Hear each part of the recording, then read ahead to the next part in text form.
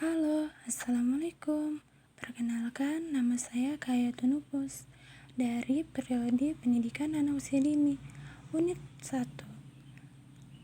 Saya di sini akan di pertemuan kali ini ada tingkat kenyataan, di mana saat ini dimulai sejak anak masuk sekolah dasar atau SD. Pada masa ini, video keagamaan didasarkan atas kedorongan emosional, sehingga dapat mereka melahirkan konsep Tuhan secara formalis. Yang ketiga, pada tingkat pribadi. Pada tahap ini, memiliki kepekaan emosi yang paling tinggi sejalan dengan perkembangan usianya mereka. Jadi, ada beberapa alasan mengenalkan nilai agama kepada usia dini, yaitu salah satunya anak dapat memulai untuk belajar tentang ajaran agama, dan mereka juga dapat berperilaku sesuai pola perilaku keagamaan, yaitu pola perilaku yang baik sesuai dengan ajaran agama. Yang berikutnya ada sifat agama usia dini yang terbagi menjadi 6. Yang pertama ada reflektif, yang kedua ada egosentris, yang ketiga ada antropomorfis, yang keempat adalah verbalis dan ritualis, yang kelima ada imitatif, dan yang terakhir adalah rasa heran. Reflektif ini dimana menerima ajaran agama dengan tanpa kritik. Jadi apa yang disampaikan, yang diajarkan oleh orang tua diterima oleh anak tanpa kritikan, atau mereka sudah puas dengan apa yang sudah diajarkan oleh orang tua. Yang kedua ada egosentris.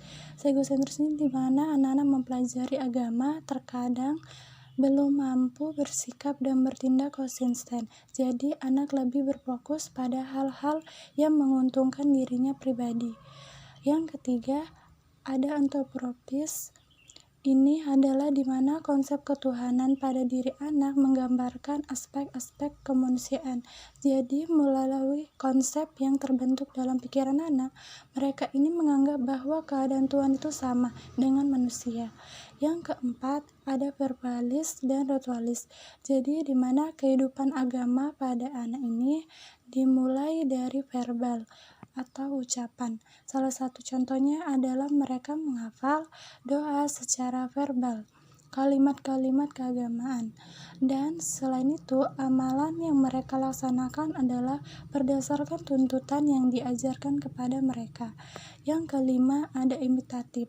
Jadi, tindak keagamaan yang dilakukan oleh anak pada dasarnya diperoleh dari meniru. Jadi, dalam segala hal, anak ini merupakan peniru yang ulung. Dan sifat peniru ini model yang baik atau positif dalam pendidikan keagamaan pada anak usia dini. Yang terakhir ada rasa heran. Rasa heran ini bisa sama artinya dengan rasa kagum. Jadi rasa kagum pada anak-anak ini belum bersifat kritis dan kreatif. Jadi mereka hanya kagum dengan hal-hal sederhana yang mereka alami atau mereka lihat itu.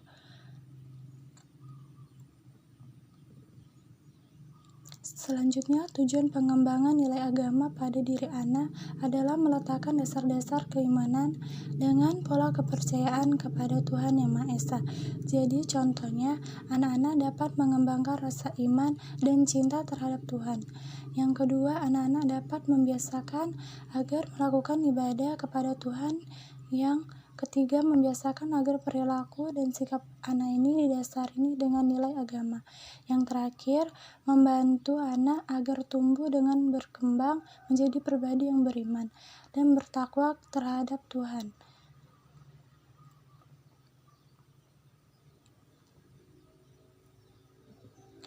Pertumbuhan dan perkembangan keagamaan anak usia dini, di mana orang tua ini merupakan faktor utama dan pertama dalam menentukan kepribadian anak, termasuk tentang agamanya.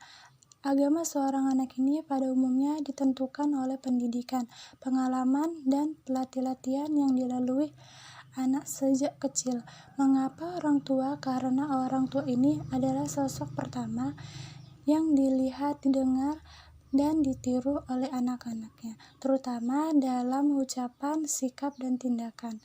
Setelah itu, anak-anak dapat berpikir konkret dan meniru serta berpikir konkret itu tidak cukup karena pertumbuhan agama tidak muncul dengan sendirinya, melainkan karena adanya rangsangan atau stimulus yang sangat kuat dan berulang-ulang yang muncul dari luar diri anak-anak.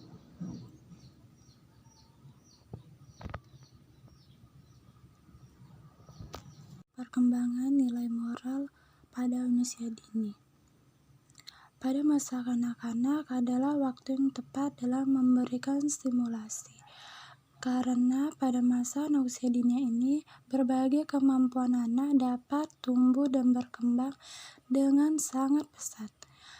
Stimulasi yang dapat diberikan pada anak usia dini salah satunya adalah pendidikan moral dan berbagai aturan hidup untuk bekal anak supaya dapat tumbuh menjadi manusia yang memiliki moralitas yang baik.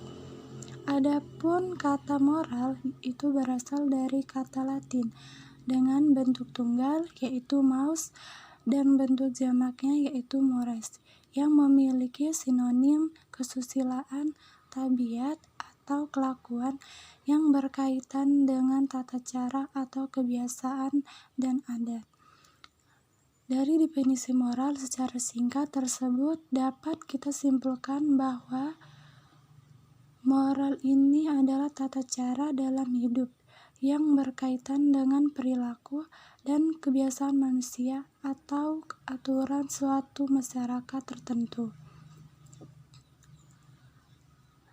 Perilaku moral ini dikendalikan oleh konsep moral. Konsep moral itu adalah peraturan perilaku yang telah menjadi kebiasaan anggota kelompok atau anggota suatu budaya, dan peraturan perilaku yang menentukan pola perilaku yang diharapkan dari seluruh anggota kelompok masyarakat. Jadi, dapat simpulkan bahwa konsep moral ini adalah peraturan perilaku yang sejak menetap sudah dilestarikan di suatu budaya dan harus dipatuhi oleh masyarakatnya.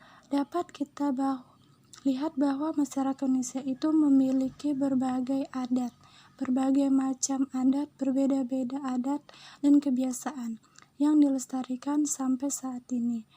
Kebiasaan tersebut antara lain ada kaidah tata cara atau aturan kehidupan sehari-hari. Perkembangan moral anak usia dini memiliki tahapan. Tahap realisme moral untuk anak usia di bawah 12 tahun. Dalam tahap operasional formal untuk anak di atas, anak hanya memandang benar atau salah atas dasar konsekuensi yang diberikan kepadanya dari orang dewasa.